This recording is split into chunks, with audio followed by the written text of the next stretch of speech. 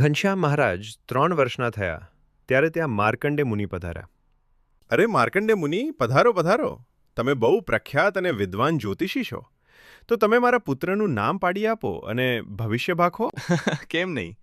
તમારા પુત્રનો જન્મ કર્ક રાશિમાં છે, તેથી તેમનું નામ હરિ પડશે. વળી શરીરનો રંગ શ્યામ છે, તેથી કૃષ્ણ એ નામથી પણ ઓળખાશે. આ બંને નામ ભેગા કરીએ તો હરિકૃષ્ણ એવું નામ થાય. લોકો એમને ઘનશ્યામ કહીને પણ બોલાવશે. તમારા પુત્રમાં તપ, ત્યાગ, યોગ, ધર્મ, નીતિ, નિયમ, સત્ય, વિવેક બધા જ ગુણો છે. તેથી લોકોમાં નીલકંઠ નામથી જાણીતા થશે. તમારો પુત્ર પૃથ્વી પર ધર્મનું સ્થાપન કરશે. તમારા અને લોકોના દુઃખોનો નાશ કરશે. દેશમાં ચારે કોર તેમની કીર્તિ ફેલાશે. લોકોને સમાધિ કરાવશે. તેમનો ઉદ્ધાર કરશે. ભગવાનનું ભજન કરાવી સૌને સુખી કરશે. આ સાંભળી ધર્મદેવ ખૂબ રાજી થઈ ગયા.